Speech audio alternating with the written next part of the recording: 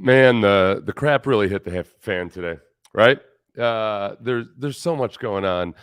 Bryce Young, for a couple days now, has been the favorite to go to Carolina for a variety of reasons that we'll cover tonight.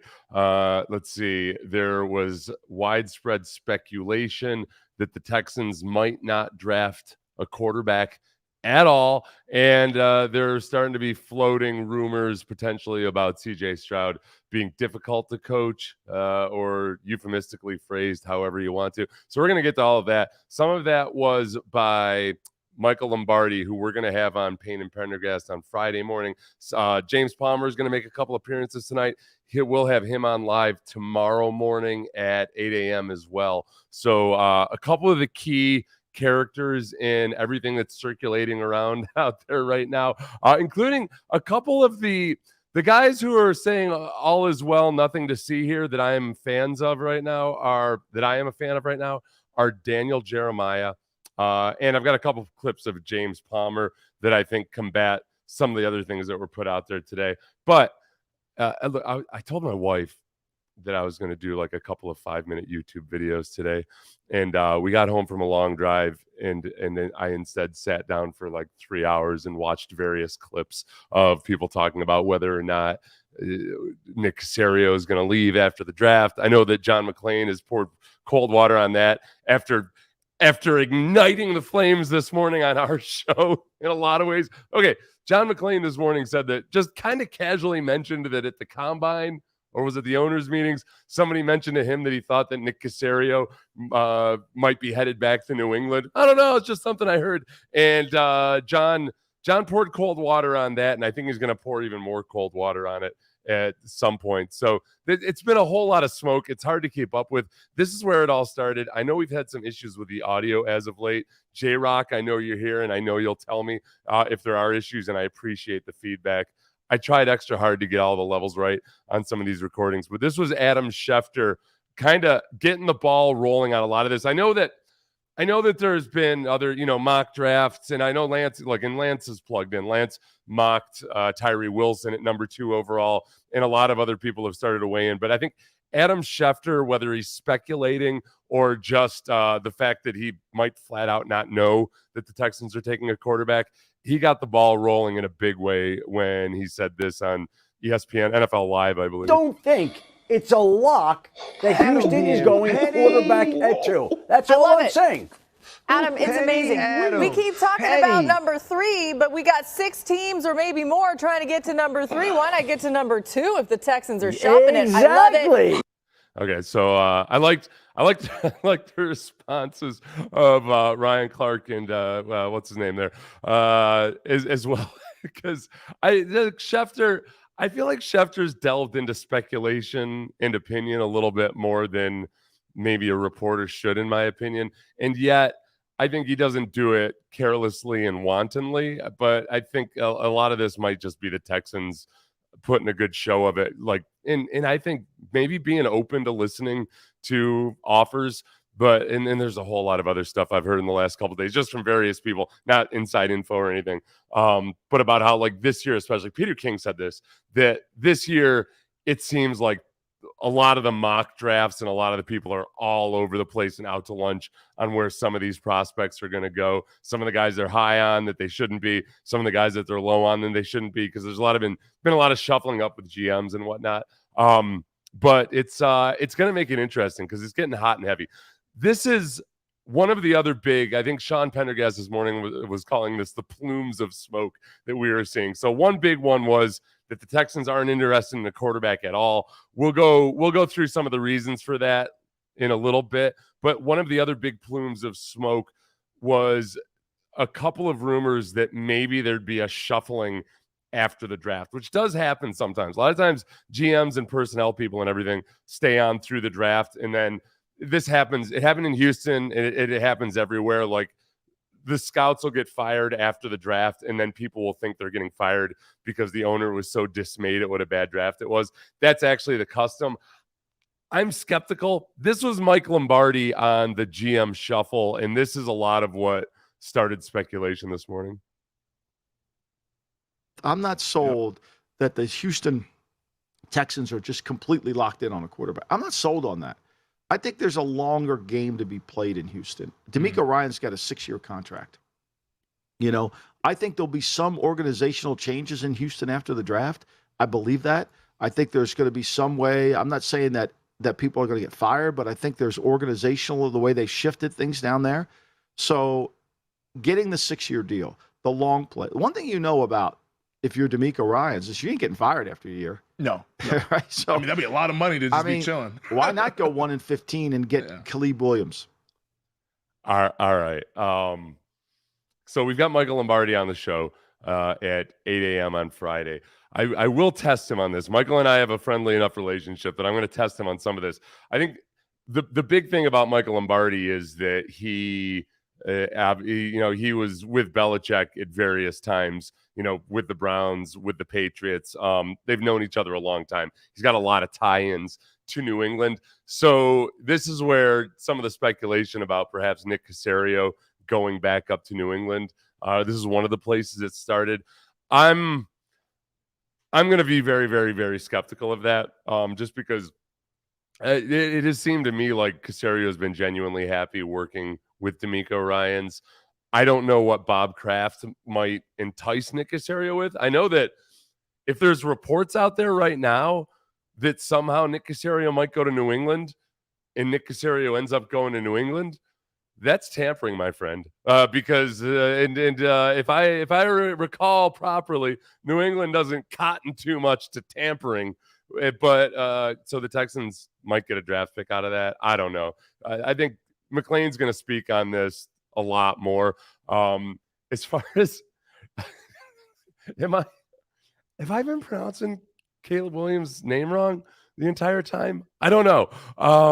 Tell me. I don't watch as much football as college football as a lot of you guys do, but nobody's corrected me on it yet. This is the other thing too. And I'm going to combat this one immediately. There's a lot of nuance going here, but a lot of talk now because Trey Wingo, who I now call done deal Wingo, because it's been like a month since Trey Wingo reported that it's a done deal that Aaron Rodgers is going to the Jets. Done deal. But regardless, he had said something about C.J. Stroud being hard to coach. Michael Lombardi said this. He couched it by saying it's not a knock on him. But this is what he said about C.J. Stroud. C.J. Stroud's a different type of guy. C.J. Stroud's a little harder to coach. He's kind of got a little bit of an edge to him. He's not in a bad way, but he's going to ask why.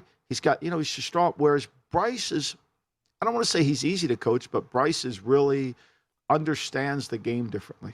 And as I mentioned on this podcast before, he sees the game way differently. He's got that point guard ability, and he's got the ability to understand what's going on in the offense, and he can tell you what happened.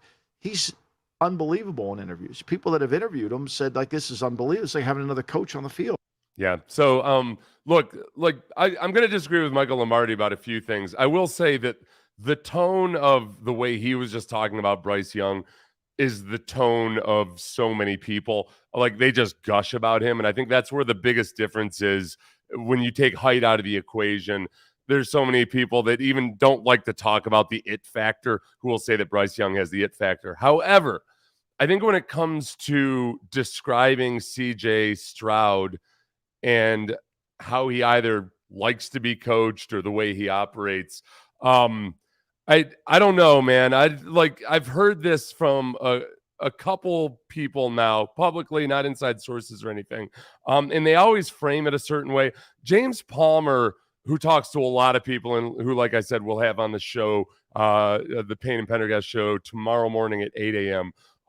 This is how he framed it, and it's interesting. It's because at first it sounds like it's an insult, and I know a lot of you have seen this before, but I just wanted to add it again to put the last one in context. Like, that's one of the things, like Steve and I talked about this with CJ Stroud. Like, some of the teams really try to push his buttons because he's super competitive. Yeah. Like, he's really competitive. And they wanted to kind of like push his buttons, see what irritates him, whatnot. And he kind of puffed his chest and came back at him. The teams that did it, that I talked to, loved it. Like, but that was their intention. But that was their intention. They wanted to see if he would cower, like if he would just. They don't. Some teams are like, I don't want you just to straight believe everything I say. Ask me who, what, why, how, and when. Yeah. So Sean and I talked about this quite a bit this morning and kind of talked about how, different teams have different cultures, different coaches have different cultures. Obviously, Bill Parcells, as Aaron Glenn and other people had told me, but I remember Aaron Glenn because Aaron Glenn would talk about it really funny. Was that part like Bill Parcells, as much of a disciplinarian and a hard ass he wanted guys who would push back on him. Like he didn't want guys who didn't have any fight to him. So like he didn't mind when guys, yipped back. He wanted puppies that would bite, when they're puppies, so he knows they'll bite his dogs. Whereas some coaches aren't like that. They want yes sir, no sir guys.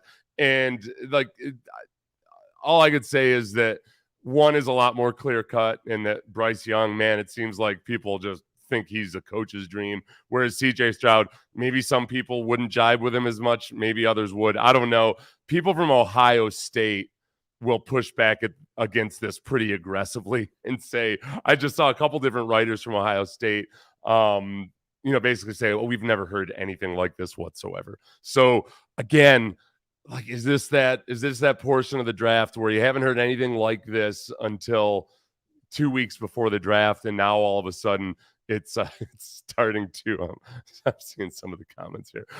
It's starting to get kind of hairy. Okay, so there's that. So there's the Bryce Young hung the moon. He's the greatest guy who ever lived. CJ Stroud, you got one camp over here saying he's hard to coach. The other part of it that I've heard more and more and more about is this S2 cognition test. And I had read about this a while back. They've been testing quarterbacks and other positions, but primarily quarterbacks for a while now. But I'm going to let Daniel Jeremiah explain it, since he's the one that really got it into the public consciousness a couple weeks ago when he leaked Bryce Young's S2 cognition scores in a way that I had already seen that Bryce Young had the highest cognition scores. So I think Bryce Young's agents, which are a combination of the one huge agency, and then David Mulligetta is representing him for his endorsements. But I don't think it's any accident that Bryce Young's really high S2 scores are out there. But there's a little bit about what the S2 is. It's a processing test that are now being given to especially quarterbacks. It's been big in baseball. So it'll be like, 6 shapes pop up and one's different. How quick can you identify the one that's different? It's how quick you can process information. Josh Allen was off the charts on it. Mahomes tested off the charts on it.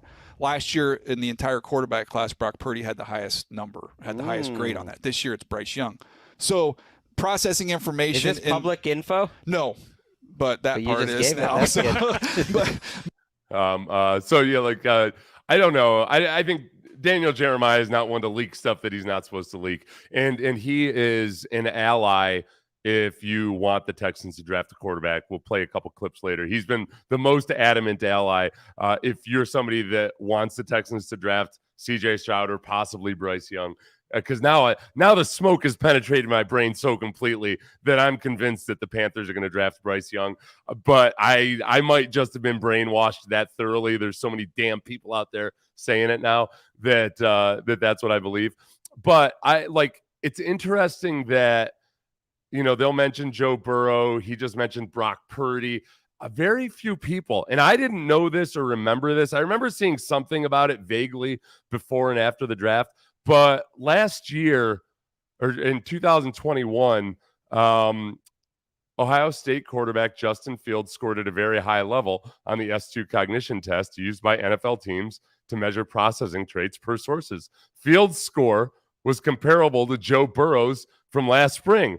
One piece to a big puzzle. So, like Justin Fields, a lot of the same things that they're saying about CJ Stroud now in comparison to Bryce Young was that he doesn't process as fast, or what have you. It either A, casts doubt on that narrative about Justin Fields, or B, shows you that it's not an infallible test. If you still think that Justin Fields doesn't see the game as well as Joe Burrow or somebody, either way, I think there's ambiguity there where this S2 cognition test, has been kind of pumped out there like evidence of Bryce Young being a football genius.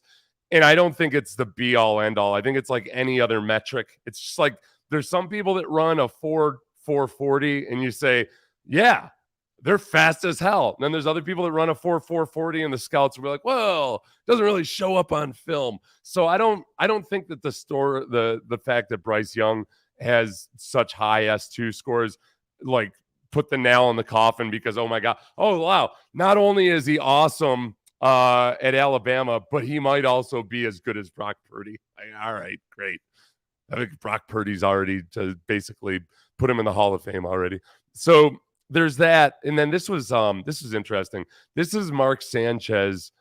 I don't even know if this is relevant. I just found it entertaining. This is Mark Sanchez talking about another one of these new age. It's like beyond the Wonderlic tests that they use, but talking about how Justin Fields scored on it. This guy, Dr. Goldman, he's a sports psychologist. I talked to him yesterday. He has some interesting information on how he evaluates players, all players from all different sports. Okay. Since 2012, this guy's interviewed and given this basically like a mental aptitude test on an iPad of 6,500 athletes, professional athletes. Okay. Not just your average Joe walking down the street. These are like ballers. Okay. Not me. They have exactly like you. Not me. They have a learning efficiency. Oh, this is 2021, by the way. Rating on there. I'm sorry, I didn't realize the date was up there. I know you guys know how to read dates. I'm being a jerk. So it's basically like this acquisition. Like, so how many reps does it take till you get it, till you understand something, and then your recall? Like, once you have it, can you bring it back and use it? Right. That's basically what they're trying to figure out in one part of this test. Justin Fields, okay, the guy who supposedly can't go through his reads, doesn't have great work ethic, all this bogus stuff. He scored the highest ever. Okay, he scored the highest that they can rank him. 6,500. Okay, they scored a 130 on it. He scored a 130. Mahomes was like a 108. Josh Allen was like a 108. Like over 100 is good, bro. He was a 130. Okay, this kid can learn. Essentially, it would equate to like an average playbook that's not that complicated. He'd learn it faster than anybody. Question. A very complicated playbook, to him it would be like an average playbook. I'm sorry. I didn't keep Pat McAfee's question in there because he shouted question like 5 more times before Sanchez stopped. And then he asked whether he had a photographic memory or something like that. So like, okay, let's admit that the cognition tests or various new age Wonderlicks aren't infallible. I did pretty well on the Wonderlic, but it's only because it's not because I'm smart. It's just like, it's like the SATs. If you did well in school, you do well on that. Like I did well on the Wonderlic, but I also jumped off sides 3 times in 1/2 once in the NFL against the Bills. Like, was I a football genius? No, I was not. So it does. I mean, it's like one piece of the puzzle. I think you do see a lot of the pieces of puzzle with Bryce Young that make a lot of sense, that match up with a high S2 score. But this is another one of these things that just keeps getting pumped out there, that I think is fueling a lot of people's either opinions or narratives, or opinions disguised as reports, or vice versa. And I'm not quite buying it yet. I do like showing Kurt Warner. I linked his YouTube channel in the description. He does film breakdowns of the prospects, and then he gives a little synopsis of them. So I think that Kurt Warner, who isn't necessarily as swayed by what people are saying on social media or anything, watches these things and tries to give his opinion. I'm going to show you his on Bryce Young, and he brings up the mental processing a lot. And then he's also very complimentary of CJ Stroud. We'll talk about that after Bryce Young. But here's Kurt Warner, about 35 seconds on Bryce Young after he watches his film. And if you want the in-depth film study, go click on the link for Kurt Warner's YouTube. It's very good. Look at some of that on tape number 2. But the biggest thing to me is you got to be able to process and play inside the pocket. You saw it there. Processing, knowing what he's looking at, being able to find his keys, get the ball out on time, and then I love the way he throws the football, right? It's never too hard. It always seems to be on the money where his guy can run through it and get some extra yards after catch. Those are the things that I think everybody's seeing that says, man, that's where he could separate himself by playing inside the pocket first, and then some of the moves and plays that he makes on the run, which we'll take a look at next time. Yeah, so I think the ball placement and all that, CJ Stroud excels at that as well. As far as Bryce Young and some of his improvisational ability, and I've talked about this more and more because I've started thinking and watching more with this eye on it. I do wonder, as much as Bryce Young is good inside the pocket, and that's everything that Kurt Warner just said about that is true. And a lot of times when he moves, it's within the pocket, like it's pocket movement. It's moving away from pressure, stepping up in the pocket. That's something that a lot of college guys struggle with, but he's very adept at stepping up in the pocket at the appropriate times. But some of the stuff he does outside the pocket, I don't think he's going to get away with in the NFL.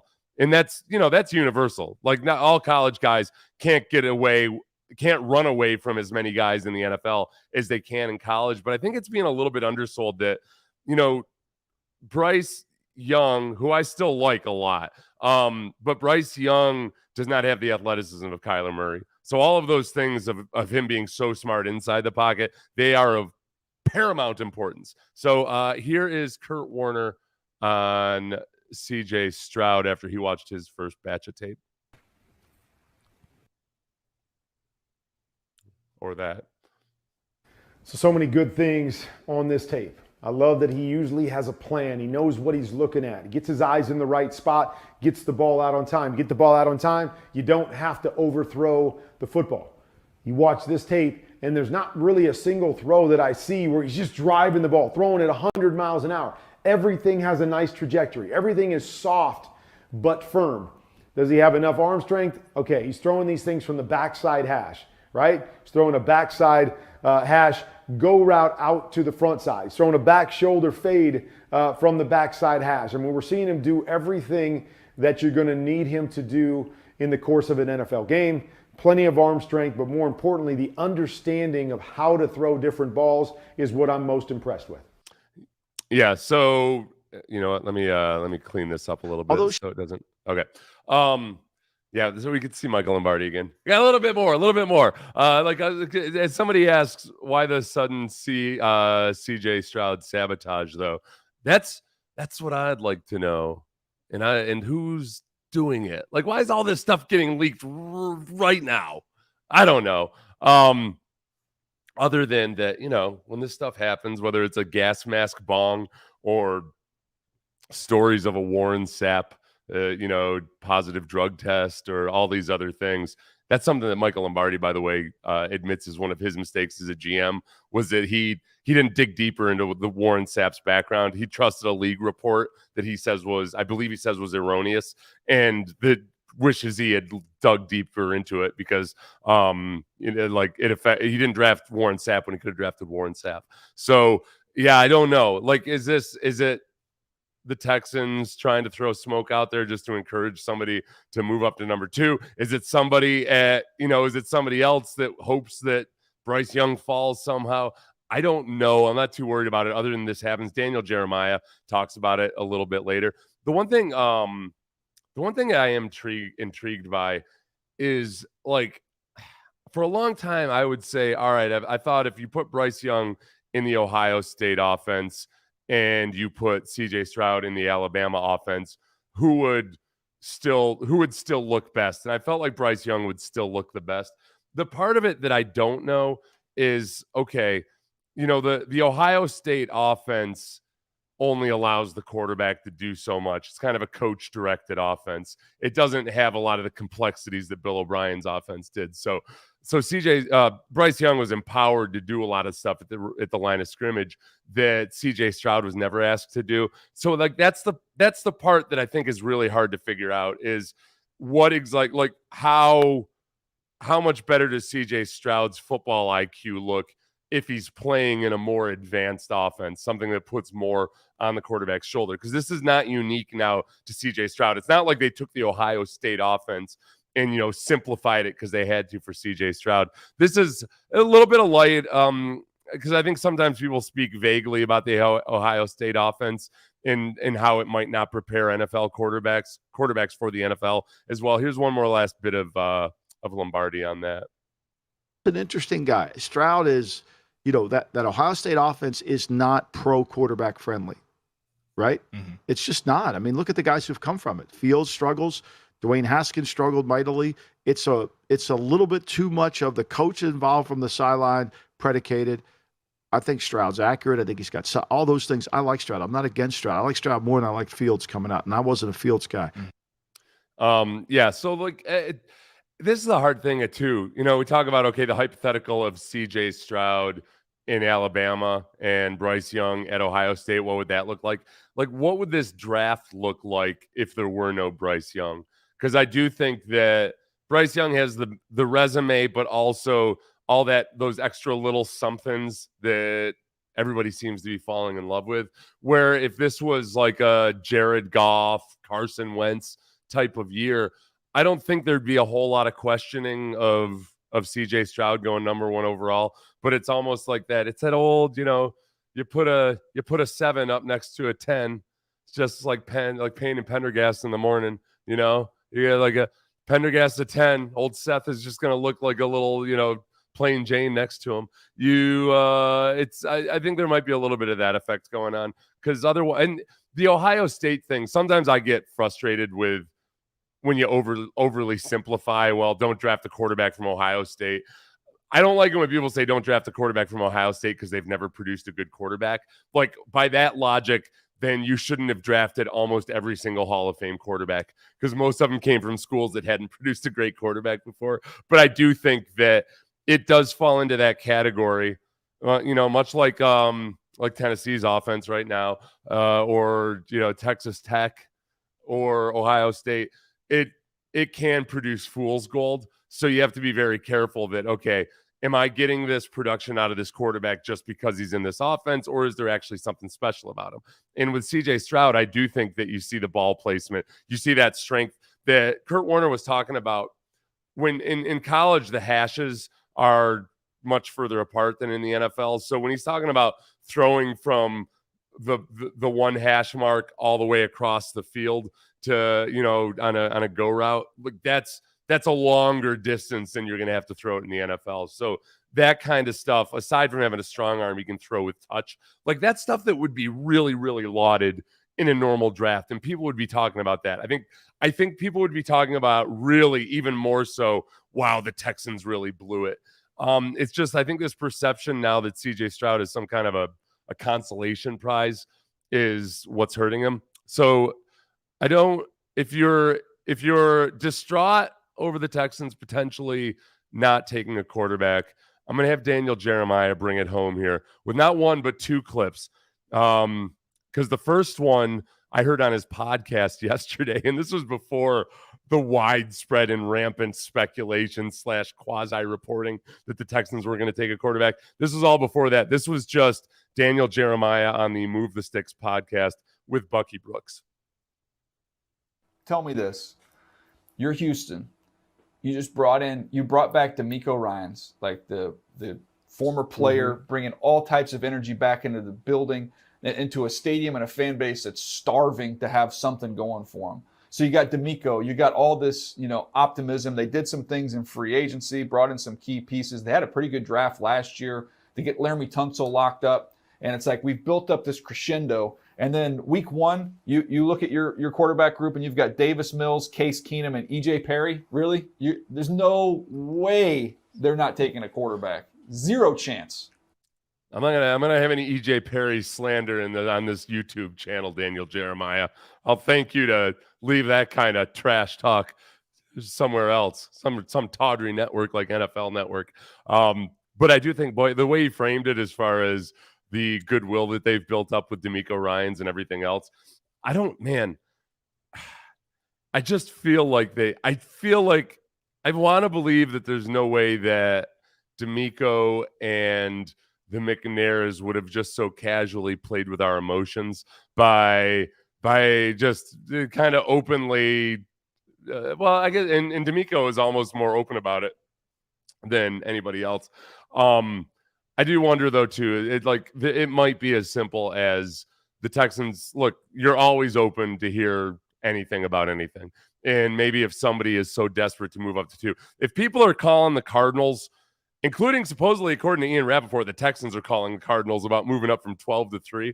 But if so many people are apparently clamoring or jockeying for position at 3 to potentially either take CJ Stroud if the Texans don't want him, or somebody else, or take one of those other quarterbacks, then that number 2 draft slot might get some pretty heady choices there. And I think maybe they want to keep those options. I don't want to get into the business of how the sausage is made and who might I don't want to think about my pristine and pure as the driven snow Houston Texans dabbling in such things like throwing out smoke about prospects or anything. But who knows? Who knows?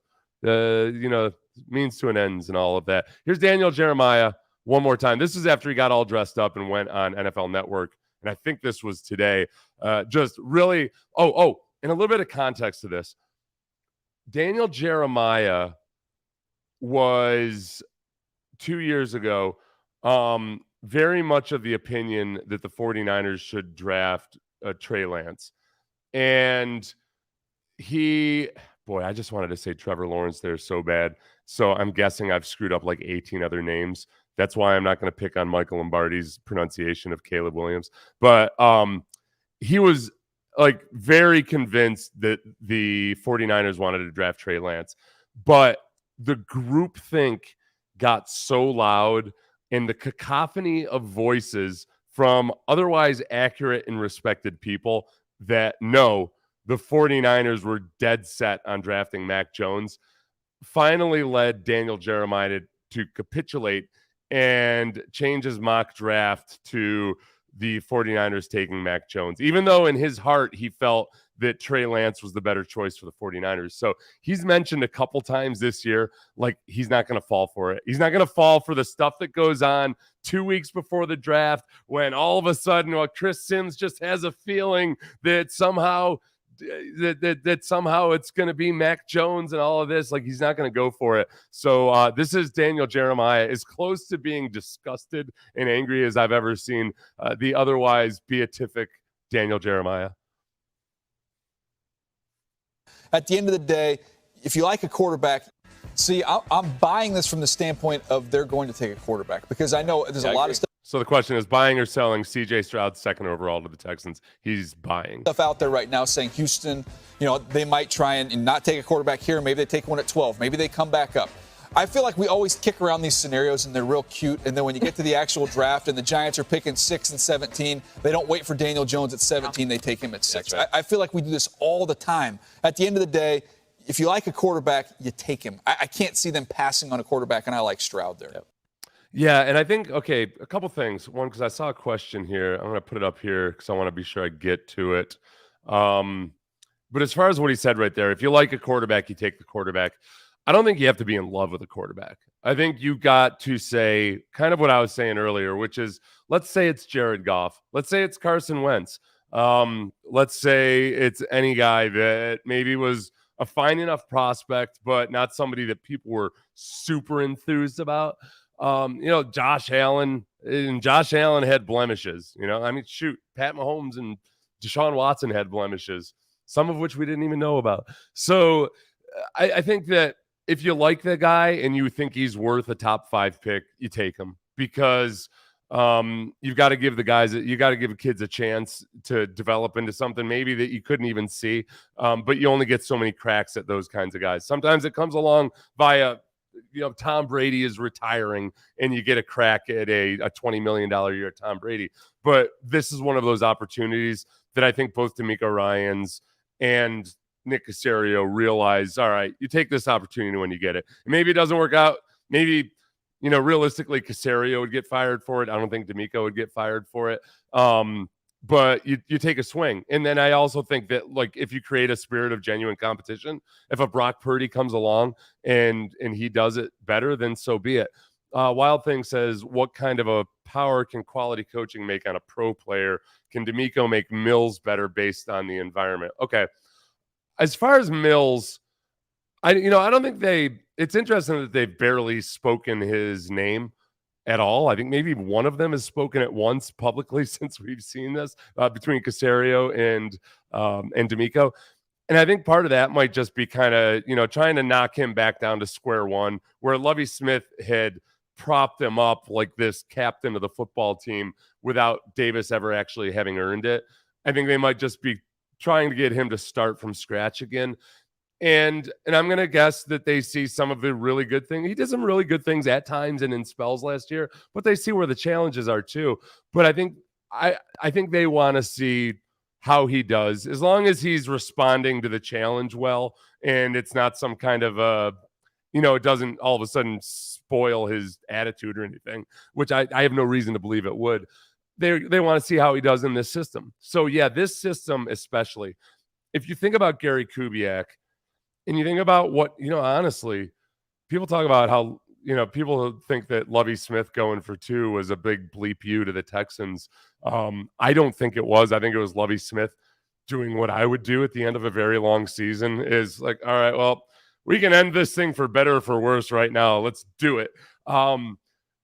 Gary Kubiak doing such a good job with Brock Osweiler kind of screwed the Texans, because the Texans saw the very best version of Brock Osweiler. So I think that's also sometimes the danger in having an offense that can operate almost too easily and too well when executed properly. And you sell yourself on, with all due respect, you sell yourself on Matt Schaub over Peyton Manning. Or maybe you sell yourself on Brock Osweiler because you see what he does in that offense. And I think sometimes with Kubiak, because he's a quarterback's coach and because he wants to believe in his guys, and he genuinely does, I think sometimes he started to think maybe his guys could do more than they actually could. Ideally, I think maybe what Kyle Shanahan learned is that, man, you just got to keep always striving for something better. That, yeah, you can produce in the regular season with these guys, and you can get the very best out of a Sage Rosenfels or somebody like that. With all due respect to Sage, I love Sage, but it's at some point you've got to kind of cowboy up and get a better, I don't know if I'm using that phrase the right way. It's late. At some point you got to just step up to the plate and just keep going to bat for somebody perhaps better or above. All right, let's get some disparate opinions. Stroud is not that guy. That Michigan performance was atrocious. It's Young or bust. That's one of the big differences between Bryce Young and CJ Stroud, was the consistency too. I think when people ask what would, I don't know, hardest time navigating this thing. People ask some of the things that differentiate Bryce Young from CJ Stroud. I think at least in the minds of a lot of scouts and coaches, one is consistency. Now, CJ Stroud, just by virtue of playing in the North, and particularly I'm thinking about the Northwestern game, the conditions were really, really bad. The weather conditions were a factor in some of those, but not all of them. So the consistency is one. The complexity, the anticipation, the control he had over his offense is very much a check in Bryce Young's favor. I think the question is just, okay, is it, it's the part that's hard to explain. It's not fair to CJ Stroud that his offense isn't regarded as really preparing guys for the NFL. It's not fair to say, well, he can't do it. It's just that they don't have the evidence that they have with Bryce Young. And the vast majority of college guys don't end up taking that leap. So I think they do give Bryce Young a lot of credit for being able to take a lot of what Bill O'Brien fed him and Bryce Young working with it. So it's it's nuanced, you're not talking trash about CJ Stroud. You're just saying that Bryce Young has shown that he can do it. He can do it just at a higher level than CJ Stroud right now, partly because that's what the system allowed him to do. Daniel Salas, we need a quarterback now. Last year, people were talking about this year we were going to get Rattier. How did that pan out? Oh, Spencer Rattler. Oh, yeah. or ratty. I thought rattier was like a new word for tank. Trying to keep up with the kids. Not sound like such an old man. How did that pan out? We need to pick now. Either one would be an improvement. And that's the thing. I think that either one would be an improvement. It's funny. If you think about the Cardinals and how they got away with, like in terms of PR or the GM keeping his job, I know the Cardinals do not look like this bright, shining example of an NFL organization right now. But the Cardinals drafted Josh Rosen in the first round, not with a high pick, obviously, and then moved on from him the next year with Kyler Murray. Like that's a pretty quick turnaround, and I think it's kind of an indication of the changing landscape and how quickly teams are willing to move on from mistakes. I mean, one of the advantage. So when you talk about Lamar Jackson versus C.J. Stroud or Bryce Young, like obviously. I feel like I've been maybe too harsh on the entire Lamar Jackson situation. And part of it is that I wish he would get an agent because I think it would be, in this instance, it would matter. It would help a lot. I think that they'd be able to figure something out either with the Ravens or somebody else. But when it comes down to really at the root of it all, I think there's teams that still have questions about just how much can they change their offense for Lamar Jackson. And what if it doesn't work out? There's a little bit of uncertainty. He'd make you better immediately in the regular season, but they just don't know what the ceiling is. And with that contract and the lost draft picks, they feel like it's a big price to pay and it would be really hard to move on from. Just like with the Broncos. The Broncos would love to move on from Russell Wilson right now, I'm sure. But I think likewise, but you got to understand when you take a draft pick, yes, there's a greater element of risk, but they're on that rookie contract. And you can jet on that rookie quarterback as soon as you want, whether it's Josh Rosen. I mean, look what you did with. Look at what they did with the Rams. You know, they got rid of him after he actually got his new contract. So that's the appeal, and I think that's where I wouldn't be surprised if the Texans are entertaining not taking C.J. Stroud. I just think that C.J. Stroud, with his throwing ability, with his decision-making ability, with all of those things, is going to really do well in this Texans offense. And I don't think it's not as great a risk as it might feel to take a quarterback that you don't feel awesome about, like that you're not just swinging from the stars about because of everything we just talked about. So. Let's take Stetson Bennett in the 6th and go heel. Yeah. Sage was better than Brock. I don't know. You know what, boy, that would be a depressing project not worth pursuing. And yet, I now feel compelled. Like if you were to take one of the multitudes of Texans quarterbacks, power rank the guys that weren't the guy, because there are a lot of guys that we really like. Like I like Sage a lot. And I thought, look, even the Rosencopter was a man trying to do everything he could to help his team win a game, albeit in a situation where there was no need for him to take that type of risk. And yet I admire the chutzpah. Okay. So, like him, Case Keenum, obviously, TJ Yates.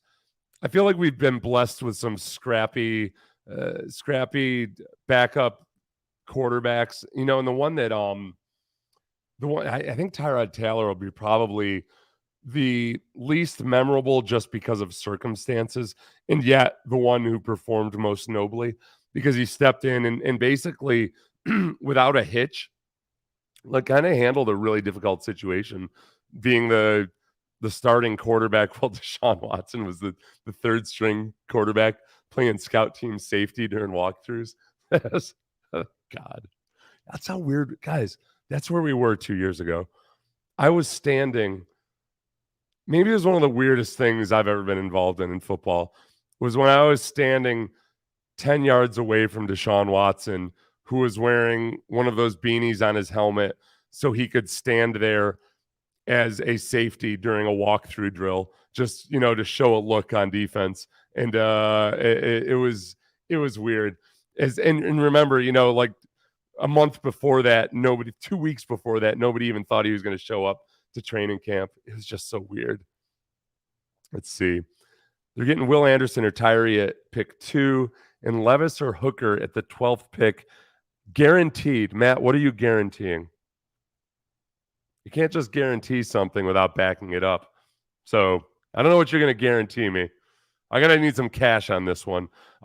If they do take a defensive player, number 2 overall, I'm honestly a little bit confused as to why people gush over Will Anderson as much as they do. I think he's going to be I think he'll make it in the NFL. I think he could end up being really good, but I just don't see where he's that special to the point where people act like he's a slam dunk best defensive player in the draft. Tyree Wilson, I feel like just dominates people in a way that Will Anderson doesn't. So I also think this is something that Michael Lombardi said today that was really interesting. He's a good listener. I know he has very polarizing opinions at times, which I like, and I disagree with a lot of them at times. But one thing he said today that was really interesting and true was how hard it is to judge quickness in large athletes while watching on television or from a distance, because, and it's so true. Like, I never appreciated just how quick and fast Jadeveon Clowney was, even with the Michigan play and all that. Yeah, I get it. Until I saw him in person up close, because what you can't tell on TV is like how much ground they're covering with each step. So like with Tyree Wilson, there's times where I think on film you might watch him and you think like, well, he's just a big clunky lanky dude. He's not actually moving that fast. He's covering a lot of ground really, really fast. And he uses his hands really well. He does a lot of things that coaches think they're going to be able to coach into raw prospects that aren't always so easily coached. Like Tyree Wilson does a lot of that. So I like him. I like him a lot. Blanco Steve, you're setting yourself back if you're getting Lamar. Yeah, I think if you have a high draft pick, I don't think that's a thing. I think that the hard decision on Lamar comes with the Colts. And honestly, I got to dig more into the Colts because it feels like I blinked and there was an entire Colts drama surrounding Lamar Jackson that I completely missed. Like that they had investigated it and then they decided not to because now they're definitely going after either Will Levis or Anthony Richardson. I feel like I missed something. So I don't know. I do think one of the top 2 guys would definitely be not setting yourself back, but there's an opportunity cost there. Will Levis, I'm not sold on Will Levis at all. I don't get it. Like that's another one. Like I don't get the hype over Will Anderson, but I think he'll be a good football player.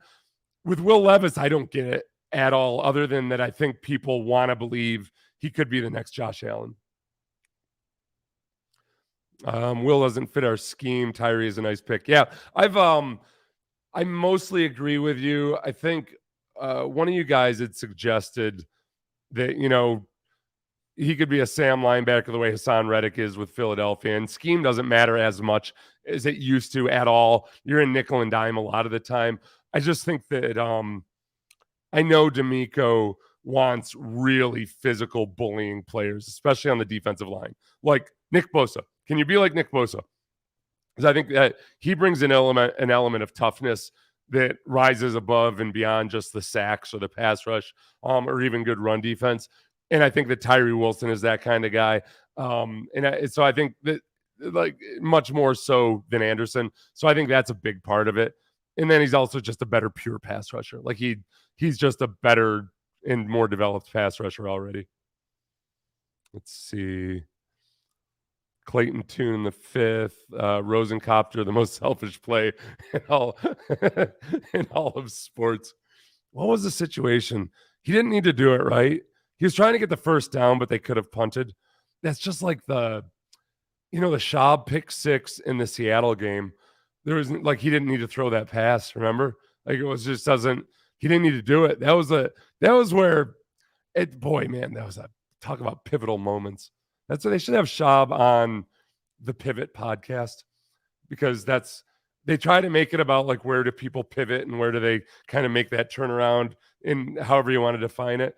In a negative way, I feel like that was Schaub that year. What's wrong with CJ Stroud? He'll be fine. I think he'll be fine too. Mr.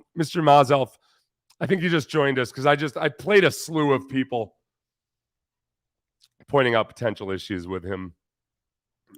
I don't agree with most of them, but it's mostly the biggest issue is that he's standing next to Bryce Young, who has decided that everybody Bryce Young is everybody's favorite Eagle Scout. And I'm not lying. I would fall in love with him immediately too. I'm just going to click on these blind. Oh, Texans captain Cody. We're talking about Will Levis being above Stroud on the Texans big board. Stop it. Does Texans cap know that? Texans cap, damn you. All right, I'm going to DM him about that. Because you guys, I'll tell you what, a lot of guys, bloggers out there do have, no, I don't believe it. That's, I don't believe it. I don't believe it. NFL is still a full contact sport. Violent hits happen. It's not a question of if, but when Young gets hit and hit hard. Is Young's skill level so much higher than Stroud that we should ignore his size? No, I'm going to tell you, Jack, honestly, like I played back when you were like, when I first came into the league, they were just starting to crack down on hitting quarterbacks, which is a weird thing to say. But like, it was right at the point where, you could still get away with taking a good step and sometimes two before you hit the quarterback. But, after that, they didn't want you to basically commit commit third-degree murder on him after that. But things have changed a lot. And the way I look at it now is I think teams, if before maybe you wouldn't really ever consider a quarterback who was lighter than 210 or 215 when he's a senior in college. And, so like an Alex Smith or a Drew Brees or somebody like that, guys that were skinnier. Somebody brought up Randall Cunningham. One of our listeners brought up Randall Cunningham. And I thought it was a really good point because Randall Cunningham, I want to say was 6'4", 200, which is actually a much slighter frame than if you figure about 10 pounds of body weight per inch of height. That's about right, for thickness and all that. If you're 6 foot 200 or 6'1", 210, it about works out. Randall Cunningham was perhaps at least skinnier or as skinny as Bryce Young. I'm guessing that like Randall Cunningham never touched a weight in his life until he got to the NFL. So, he played in a much more violent time. And I think now Daniel Jeremiah brought this up. There were like 10 hits or so that Bryce Young got hit with last year that would be flagged and fined in the NFL now, like without a question. Like the NFL has gotten much, I don't want to say much softer than college football, but in some respects it is. It's just that they're still larger human beings. So at some point, Bryce Young will get hit and he'll get hit hard. I think what teams are just figuring is, like the same way big quarterbacks get hit and hit hard, the smaller quarterback is going to have to figure out how to get hit less. But he will take some big hits. And he has already in his life by some guys that'll be in the NFL. And they're willing to take that risk. I agree with you. It makes me nervous. Like being the first to do something, to take somebody that height and that small, which is, smaller and skinnier than Kyler Murray and less athletic. It's the first time anybody's ever done it in the first round. It's really the first guy since Doug Flutie. And Doug Flutie spent most of his career up in Canada, where the defensive linemen are much smaller. It's a lot harder to get after the quarterback. It's just different. So it's I'm agree with you. I'm nervous. I think that that's how strongly they feel about all those other factors with Bryce Young. My voice has reached its end. Thank you all for joining me and getting this all off my chest. It's been a long day of chasing down rumors. Oh, damn it, I hit end. I wanted to show this video. I'll show it tomorrow. It's not ending.